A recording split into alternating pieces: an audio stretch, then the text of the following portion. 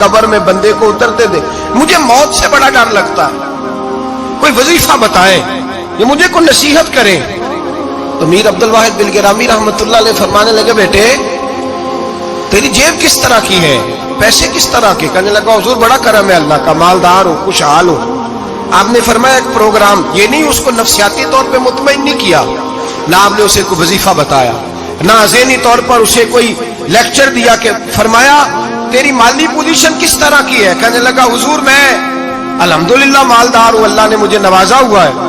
آپ فرمانے لگے اس طرح کر, روزانہ کی بنیاد پہ صدقہ دینا شروع کر, اور فرض نماز کے ساتھ ساتھ روزانہ کی بنیاد پر چند نفل پڑھنے شروع کر. صدقہ روز دے, 10 روپے دے لیکن دینے روزانہ ہے, 15 روپے دے لیکن دینے روزانہ, روزانہ کی بنیاد پر صدقہ کر. بچہ کہتا ہے میں بھی حیران تھا کہ حضرت میں تو وظیفہ پوچھنے آیا تھا کہ موت سے ڈر لگتا ہے, انہوں نے مجھے صدقے پہ لگا دیا, نفل پہ لگا دیا, وہ تو کام میں کر رہا ہوں. خیر بزرگ تھے, وظیفہ پڑھنے لگا, صدقہ دینے لگا, اللہ اللہ کرنے لگا. فرماتے ہیں کچھ دن بیت گئے تو میر عبد الواحد بلگرامی رحمت اللہ علیہ 6-7 ماہ کے بعد دوبارہ ملاقات ہوئی تو فرمانے لگے بیٹے اب تیرا کیا حال ہے. تو وہ نوجوان کہنے لگا حضور اب مجھے مرنے سے ڈر نہیں لگتا, بلکہ اب تو میرا مرنے کو دل کرتا ہے. تو دل کرتا ہے, ڈر نہیں لگتا, اب دل کرتا ہے. اور حضور آپ نے میرے ساتھ کیا کیا ہے کہ میرا تو دل کرنے لگا ہے مرنے کو, خوف نکل گیا ہے, دل کرنے لگا ہے میں جاؤں. تو بڑا خوبصورت ارشاد فرمایا, کیا بات ہے, اللہ والوں کی باتیں اللہ کے لشکروں میں سے لشکر ہوتی. میر سید عبد الواحد بلگرامی رحمت اللہ علیہ فرمانے لگے بھائی جس جگہ آدمی کی پراپرٹی ہوتی ہے, جس جگہ اس کا مکان ہوتا ہے, جس جگہ اس کی جائیداد ہوتی ہے, وہاں اس کا جانے کو دل کرتا ہے. فرمایا اب تو نے صدقہ دے کے نفل پڑھ کے جنت میں اپنا مکان بک کرا لیا ہے, اب وہاں تیرا پلاٹ ہو گیا ہے, اب تیرا ڈر نہیں لگے گا, اب تیرا جنت میں جانے کو دل کرے گا, اب تیرا وہاں جانے کو جی چاہے گا جہاں آدمی کی زمین نہیں ہوتی, جگہ نہیں ہوتی, سر چھپانے کو مکان نہیں ہوتا. بھائی نبی کریم صلی اللہ علیہ وسلم کی بارگاہ میں حضرت عمر آئے, بخاری مسلم میں موجود, کہتے ہیں حضور اٹھے چارپائی سے تو نبی پاک کے کمر مبارک پر موٹے موٹے بان کے نشان تھے. عرض کی یا رسول اللہ صلی اللہ علیہ وسلم کیسر و کسرا تو اتنی موج میں ہے, یا رسول اللہ وہ تو اتنی موج کر رہے ہیں اور آپ اس تکلیف میں. تو محبوب نے فرمایا عمر کیا تم یہ پسند نہیں کرتے کہ وہ دنیا میں موج کر لے اور اللہ آخرت کی ساری عزتیں ہمیں ہی عطا فرما دے. فرمایا میں تمہاری دنیا سے کچھ لینے نہیں آیا, میں تو بطور مسافر یہاں وقت گزار کے پیغام الہی دینے آیا. تو میرے بھائی جب توحید باری تعالیٰ پر توجہ ہوتی ہے پھر دنیا کی لذتوں پہ دل نہیں لگتا, پھر انسان ساری محنت آخرت کے لیے کرتا ہے, پھر اس کا خیال آخرت کی طرف رہتا ہے. اور میرے اعلیٰ حضرت فاضل و محدث بریلوی رحمت اللہ تعالیٰ علیہ فرماتے ہیں جب تیری توجہ توحید باری تعالیٰ کی طرف ہوتی ہے نا, پھر تو اپنے آپ کو سنبھال کے نہیں رکھتا, پھر تو تیرا دل کرتا ہے میں جیوں بھی تو اللہ کے لیے, مروں بھی تو, بول کے بتائیے, جیوں بھی تو اور مروں بھی تو, میری زندگی کا مقصد تیرے دین کی سرفرازی, میں اسی لیے مسلمان, میں اسی لیے نمازی. پھر دل کرتا ہے کہ جینا مرنا اللہ کے لیے ہو. پھر صحابہ حضور کی بارگاہ میں آ کے سفارشیں کرتے. حضرت ابو سعد خزیمہ, بڑی عجیب حدیث اور بڑا نرالا رنگ اس روایت کا. حضرت ابو سعد خزیمہ رضی اللہ تعالیٰ عنہ, ان کے بیٹے, ان کا نام سعد تھا, بیٹے بدر میں شہید ہو گئے. حضور نے احد کے لیے اعلان کیا تو حضرت خزیمہ آئے نبی پاک کی بارگاہ میں اور آ کے کھڑے ہوئے تو عرض کرنے لگے محبوبہ میں دعا کرانے آیا ہوں. صحابہ کہتے ہیں لبو لہجے میں اتنا حسن تھا, گفتگو میں اتنی مٹھاس تھی, اس کی بولی کے اندر اتنا پیار تھا کہ ہمارے دل مائل ہو گئے کہ یہ کیا کہنے آئے.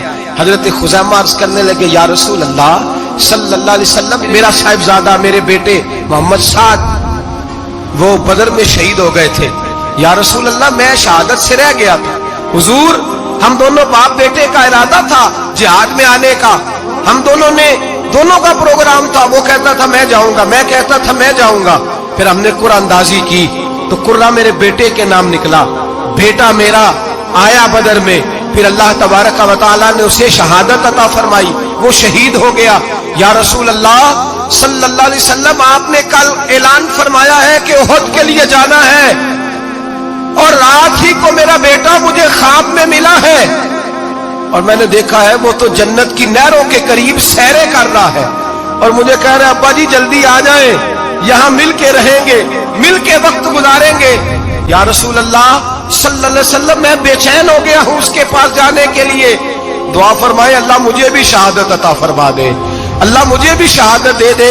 صحابہ کہتے ہیں اس کی عجیب، اس کا دعا کرانے کا، ہم نے تو دیکھا تھا لوگ دعا کرانے آتے ہیں کوئی مصیبت کے لیے، کوئی پریشانی کے لیے، کوئی آزمائش کے لیے، کوئی بیماری کے لیے۔ یہ مصطفیٰ کریم کے صحابہ کا بارگاہ خداوندی پر اعتماد، توحید باری تعالیٰ پر نظر، کہ وہ کہتے ہیں ہم تو اللہ کے لیے جان دینے کی دعا کرانے آئے، دعا کریں اللہ ہمیں اپنے رستے میں شہادت کی موت دے۔ صحابہ کہتے ہیں نبی پاک نے دعا فرمائی، پھر ہم نے حضور کی دعا کو قبول ہوتے بھی دیکھا، ہم نے اپنی آنکھوں سے مصطفیٰ کی دعا کو قبول ہوتے دیکھا، ہم نے جناب خزیمہ کو احد کے میدان میں شہید ہوتے دیکھا۔ اور میرے رسول پاک صلی اللہ علیہ وسلم کے صحابہ ان کی طرف دیکھتے تو رشک کرتے، فخر کرتے، کہتے دیکھو یہ وہ غلام ہے جو حضور سے دعا لے کر کے دنیا سے گیا۔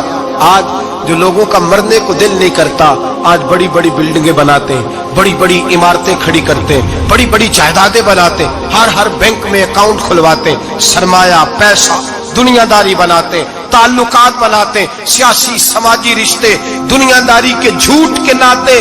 توحید باری تعالیٰ پر جب اعتماد ہوتا ہے تو انسان جس رشتے کو مضبوط کرنا چاہتا ہے وہ یا خدا کا رشتہ ہوتا ہے یا محمد مصطفیٰ کا رشتہ ہوتا ہے، باقی تو پھر اس کی توجہ ہٹ جاتی، باقی تو ہٹ جاتی ہے توجہ، پھر وہ یہ دیکھتا ہے کہ خدا رسول کے ساتھ رشتہ کس طرح مضبوط ہو سکتا ہے۔ میرے بھائی توحید باری تعالیٰ اللہ کے رستے میں مرنے کا جذبہ دیتی ہے، راہ الہی میں نکلنے کا شوق پیدا کرتی ہے۔ اللہ تبارک و تعالیٰ کی توحید جب تو کامل طور پر مانتا ہے پھر تیرا آگے بڑھنے کو دل کرتا ہے۔ حضرت سیدنا انس بن مالک رضی اللہ تعالیٰ عنہ فرماتے ہیں، الترغیب والترہیب میں حدیث مبارکہ موجود ہے، فرماتے ہیں احد کے میدان میں یا اس کے علاوہ کوئی ایسا موقع تھا کہ ایک صحابی حضور کی بارگاہ میں آئے، عرض کرنے لگے یا رسول اللہ صلی اللہ علیہ وسلم، ایک تو میں غریب ہوں، دوسرا میری شکل صورت خوبصورت نہیں، تیسرا میرے وجود سے بدبو نکلتی ہے، کوئی میرے قریب نہیں بیٹھتا،